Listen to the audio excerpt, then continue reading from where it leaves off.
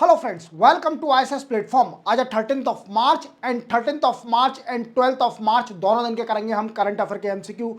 Lecture start करने से पहले जैसे कि मैं हर बार आपको बता रहा हूं, जो मेरे सब्सक्राइबर है वो कान बंद कर ले, क्लियर। और जो नए बच्चे देख रहे हैं उनको बताना चाहूंगा कि मेरा एक फाउंडेशन बैच चल रहा है इकोनॉमिक्स का एट फ्री ऑफ कॉस्ट, जिसमें आपको बेसिक लेवल से हायर लेवल तक इकोनॉमिक्स कराई जा रही है, जिसके 13 लेक्चर आ चुके हैं। अब आपको देखना कैसे है, आपको इस वीडियो के डिस्क्रिप्शन में जाना है, वहां 13 लेक्चरों की लिंक दी हुई है, देख लीजिए, आपकी इकोनॉमी स्ट्रांग हो जाएगी। चलते हैं, वीडियो स्टार्ट करते हैं।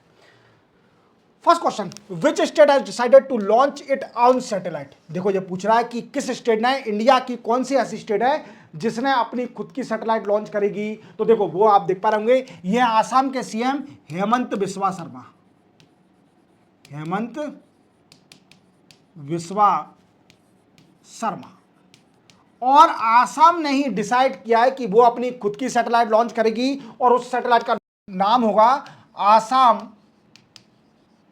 सेट। क्या होगा? आसाम सेट।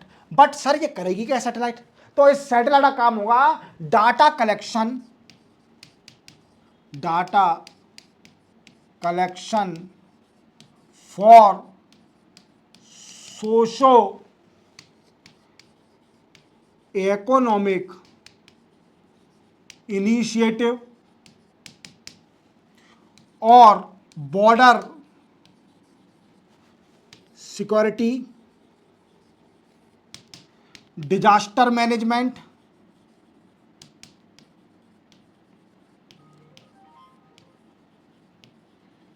एग्रीकल्चर। क्लियर? ये इसका वर्क होगा और इसका आंसर है आसाम। क्लियर? चलते बनाएंगे। Which state union territory has launch महिला समृद्धि योजना। महिला समृद्धि योजना किस यूनियन टेरिटरी या स्टेट ने लॉन्च करी है? देखो जैसे आप जानते हो, दिल्ली की अभी सीएम बनी है बीजेपी पार्टी की रेखा गुप्ता। कौन बनी है? रेखा गुप्ता। और दिल्ली ने ही अब ये स्कीम चालू करी है, जो रेवड़ी बांटना, जो हर स्टेट चाह रही है करना स्टार्ट, और हर स्टेट में चल भी रही है, महिला समृद्धि योजना, और सक्सेस भी है, दिल्ली ने लॉन्च करी है। अब इसमें कितने मिलेंगे? तो इसमें तो सबसे हाईएस्ट मिल रहे हैं तो 2500 रुपीज पर मंथ।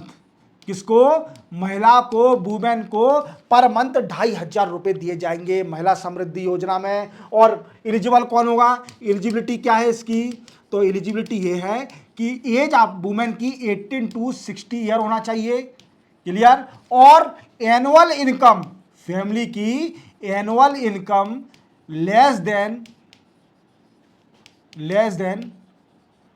2.5 लाख होना चाहिए, 2.5 लाख से कम होना चाहिए एनुअल इनकम। ये किसने स्टार्ट करी है? दिल्ली ने स्टार्ट करी है। तो याद रखना, which country conduct bongo Sagar navy exercise with India. ये पूछ रहा है कि बोंगो सागर नेवी एक्सरसाइज इंडिया के साथ किस कंट्री ने करी है? तो ये करी है बांग्लादेश ने। बांग्लादेश ने बे ऑफ बंगाल में ये एक्सरसाइज हुई थी, और ये 10 मार्च से लेकर 12 मार्च तक चली थी। याद रखना, सिंपल था। Which country has confer highest civilian award the grand commander of the order of star to PM Modi. ये पूछ रहा है कि ये वाला अवार्ड किस कंट्री ने मोदी साहब को दिया है? तो ये दिया है मॉरिशस कंट्री ने। अब जैसे आप जानते हो कि मोदी साहब को इनवाइट किया था as a chief guest in a national celebration of the Mauritius which on 12th of March को। अब आपके मन में डाउट आ रहा होगा कि सर मोदी साहब को इतने सारे अवार्ड कैसे मिल रहे हैं? मोदी साहब ऐसा मतलब क्या है ऐसा? देखो मैं आपको बताऊं, मोदी साहब इज अ सेकेंडरी, प्राइमरी क्या है? लेवल किसका है? यहां इंडिया लिखा हुआ है। क्या? इंडिया की वैल्यू है। मैं बोलता हूं मोदी साहब की वैल्यू है, वो सेकेंडरी है, बट हमारा देश महान है। क्लियर? मैं मानता हूं कि मोदी साहब बहुत अच्छा काम कर रहे हैं, बट मैं आपको बताऊं सच्चाई, जितनी मैंने स्टडी करी है, हालांकि मैंने स्टडी नहीं करी, मैंने किताब इतनी बार खोली है कि किताब के पन्ने भी अलग हो गए हैं। जब तक मैंने किताब पढ़ी है, जब तक उसके एक एक पेज अलग नहीं हो गए। ये मेरा नियम था, मेरा रूल था। क्लियर? वो बताऊंगा बाद में, कहानी है, बड़ी लंबी कहानी है। अब जितनी मैंने स्टडी करी है ना, मैंने सिर्फ अपनी लाइफ में 4 प्राइम मिनिस्टर को देखा है जो हमारे देश के सबसे सक्सेसफुल प्राइम मिनिस्टर रहे हैं। मैं आपको उनके चारों के नाम बताता हूं। सबसे पहले प्राइम मिनिस्टर हैं हमारे इंदिरा गांधी, जो सबसे अच्छी प्राइम मिनिस्टर थी, पहली सबसे स्ट्रॉन्गेस्ट प्राइम मिनिस्टर जिन्होंने वुमेन एम्पावरमेंट का रियल मीनिंग बताया था। इंदिरा गांधी जो थी उनमें इतनी ताकत थी, उनके टाइम पूरी कांग्रेस उनके खिलाफ थी, बट वो अकेली पूरी कांग्रेस को बोल दिया साफ साफ कि तुम कुछ भी कर लो, मैं अकेली खड़ी हूं। समझ रहे हो, सिंडिकेट बन गए थे कांग्रेस में। फिर उसके बाद सबसे दमदार पीएम जो माना जाते हैं अटल बिहारी वाजपेयी जी आए थे। अटल बिहारी वाजपेयी, जो आप न्यूक्लियर बम की बात करते हो, वो अटल बिहारी वाजपेयी की देन है। क्लियर। और तीसरे प्राइम मिनिस्टर जो मेरी नजर में सबसे बेस्ट प्राइम मिनिस्टर हैं वो है मनमोहन सिंह। आपको लगता होगा कि मनमोहन सिंह नहीं है, पर मनमोहन सिंह इसलिए हैं क्योंकि 1991 में जब वो फाइनेंस मिनिस्टर थे तब इस देश की वो हालत थी। अगर वो नहीं होते तो आज हम इतने गरीब होते, देश बड़ा गरीब होता। तो उनकी ही देन है एलपीजी, जिसको हम बोलते हैं लिबरलाइजेशन, प्राइवेटाइजेशन, ग्लोबलाइजेशन, और उन्हीं के कारण आज हमारा देश इतने आगे है। और चौथे जो फोर्थ प्राइम मिनिस्टर सबसे स्ट्रॉन्गेस्ट मेरी नजर में मोदी साहब है। अब आपके मन में डाउट आएगा कि सर अब आप किस प्राइम मिनिस्टर को देखना चाहोगे, अपनी स्टडी के अकॉर्डिंग बताओ कि मोदी साहब के बाद आप किस प्राइम मिनिस्टर को देखना चाहेंगे। मैं आपको रियली बताऊं, मैं अपनी नज़र में मैं मोदी साहब के बाद इस देश का प्रधानमंत्री एस जयशंकर साहब को देखना चाहूँगा। जो हमारे देश के अभी एक्स्ट्रा अफेयर मिनिस्टर हैं उनको मैं अगला प्राइम मिनिस्टर देखना चाहूँगा, बट ये पॉसिबल नहीं है। अब आप पूछोगे सर पॉसिबल क्यों नहीं है, इसका कारण बताइए। तो ये पॉसिबल इसलिए नहीं है कि जो किंग मेकर होते हैं वो कभी किंग नहीं बनते हैं, ये बात ध्यान रखना। क्योंकि एस जयशंकर साहब किंग मेकर हैं, और भगवान ने जो किंग मेकर होता है भगवान उसको किंग बनाने के लिए भेजता है। किंग वो कितना भी प्रयास कर ले वो कभी किंग नहीं बनता। तो वो लंबी कहानी है, वो छोड़ो। क्लियर। तो अभी मॉरिशस ने अवार्ड दिया है, ये civilian award, grand command of the order of the star PM Modi साहब को। Which country will host security conclave 2025। देखो इंडिया इसको होस्ट करने वाली है, और कई सारी कंट्री के इंटेलिजेंट जो चीफ हैं वो हमारी इंडिया आने वाले हैं, और ये कॉन्क्लेव होगी 16 मार्च को।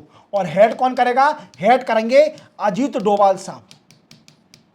अजीत डोभाल साहब जो कि NSA है, नेशनल सिक्योरिटी एडवाइजर। क्लियर। तो इंडिया इसको होस्ट करेगी, याद रखना।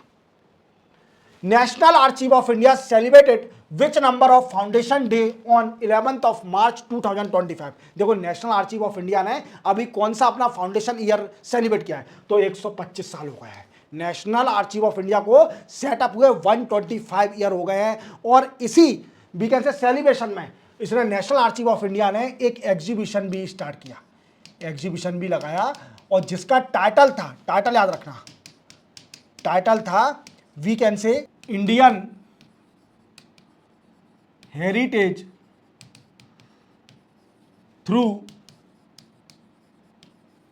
आर्किटेक्चर।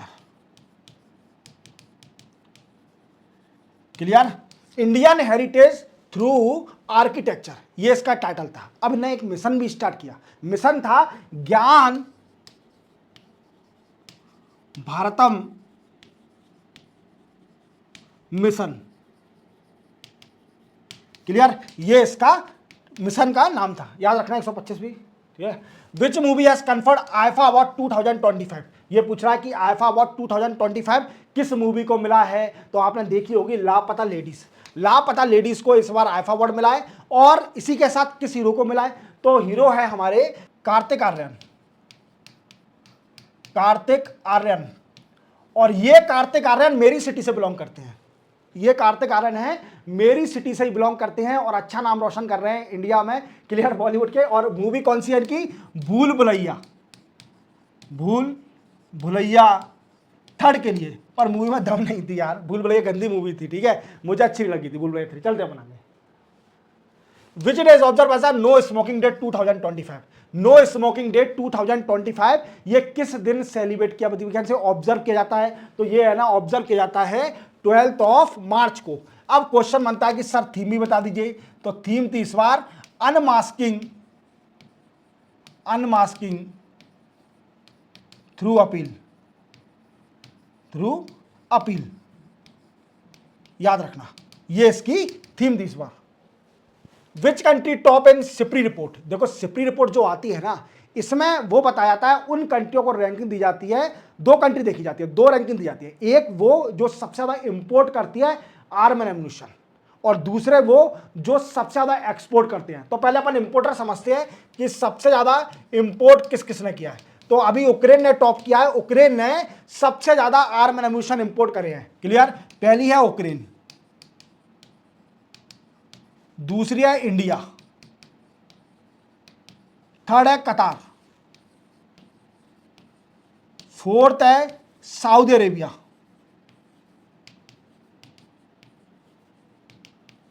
और फिफ्थ है पाकिस्तान।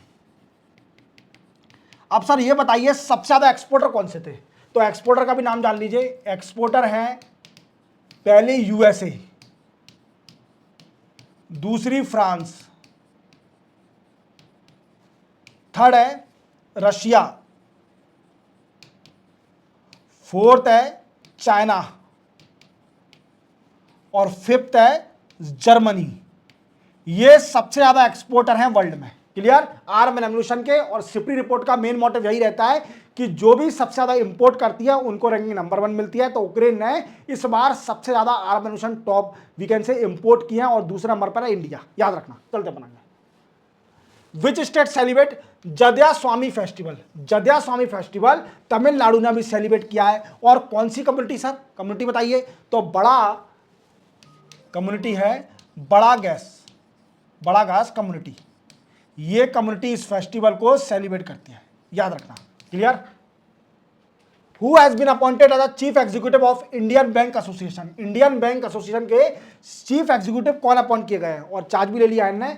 ये हैं Atul Kumar Goyal. Atul Kumar Goyal Indian Bank Association के चीफ एग्जीक्यूटिव ऑफिसर बने हैं। अब क्वेश्चन बनेगा कि सर इंडियन बैंक एसोसिएशन करती क्या है? तो देखो इसका काम रहता है bank reform, recommendation of bank reform, दूसरा बैंक इनोवेशन,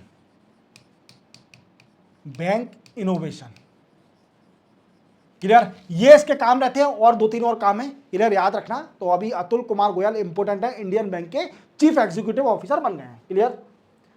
तो इसी के साथ 13th एंड 12th मार्च के एमसीक्यू कंप्लीट होते हैं। चैनल को सब्सक्राइब और बेल आइकन प्रेस करना भूलना। अब आपको नीचे जाना है वीडियो के नीचे और देखना है कि आपको क्या इकोनॉमिक्स के लेक्चर। क्लियर? मिलते हैं हम कल, तब तक के लिए जय हिंद।